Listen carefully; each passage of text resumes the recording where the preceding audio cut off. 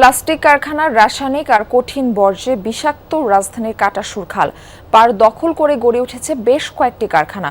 সরাসরি খালে ফেলা হয় এসব কারখানার বর্জ্য। এর ফলে খালটিতে প্রাণের অস্তিত্ব পড়েছে সংকটে। যাদের এটি দেখার কথা সেই পরিবেশ অধিদপ্তর আর উত্তর সিটি কর্পোরেশন দেখাচ্ছে নানা অজুহাত। শাকিল হাসানের রিপোর্ট, ছবি SRS আলীর। আগামীর অগ্রগতির ভিত্তি আনোয়ার ইস্পাত, স্ট্রংগেস্ট স্টিল সিন্স 1978। একসময় এই খালে ছিল পানি প্রবাহ। বুড়িগঙ্গা থেকে বসিলা এলাকায় 1.5 কিলোমিটার প্রবাহিত হয়েছে কাটাসুর খাল। পুরনো দিনের স্মৃতি স্থানীয়দের এখনো তরতাজা। ছোটবেলা থেকে নৌকা চলছে, সবসময় আমরা যাতায়াত করছি মোহাম্মদপুর থেকে বসিলা। 1000 ফুটা বোট চালাচ্ছেন হেন্দা, এই মাহমুদ গেতাম মাহমুদ হেন্দা আমি যাত্রী নিয়ে আইতাম যেতাম। হয়তো কিছুই না, সব আলাদা বইরা আলাদা।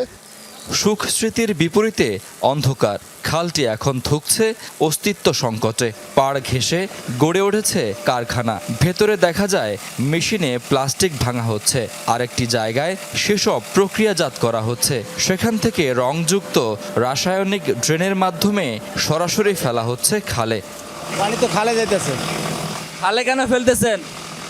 ওই মেশিনের পানি, তো মেশিনের গরম পানি, এটা পানি ফেলার লেগে জায়গা তো নাই, এই জন্য অনেক যায়। প্লাস্টিকে কোনো কেমিক্যাল নাই? না, এটার মধ্যে কোনো কেমিক্যাল নাই।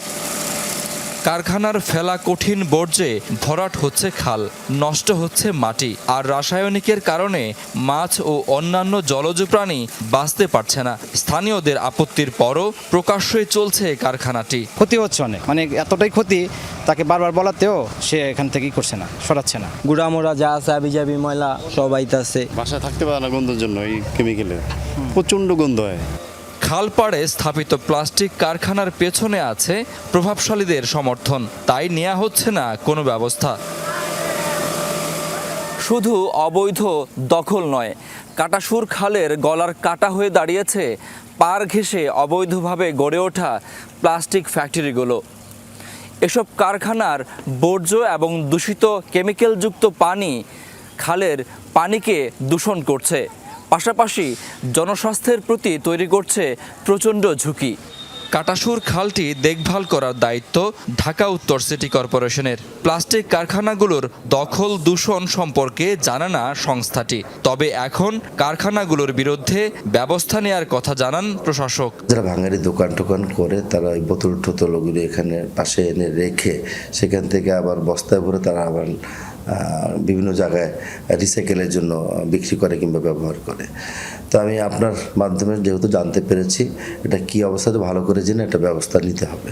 সরকারি নথিতে খালটির প্রস্থ 10 থেকে 15 মিটার, তবে কোথাও কোথাও এর প্রস্থ নেমে এসেছে 5-6 মিটারে।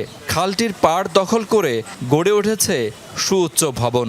অবৈধ দখলমুক্ত না করে খনন করা হলে সুফল মিলবে না বলে মনে করছেন স্থানীয়রা। এই এলাকার বাসী উদ্যোগ নিতে হবে, জানিয়ে ময়লা না ফালাইতে পারে। যে ফালাবে তার জরিমানা হবে। কাটাসুর খালটি মোহাম্মদী হাউজিং হয়ে রামচন্দ্রপুর খালে গিয়ে পড়েছে। এই এলাকার জলাবদ্ধতা নিরসনে খালটি দ্রুত সংস্কারের দাবি স্থানীয়দের। শাকিল হাসান, যমুনা নিউজ, ঢাকা।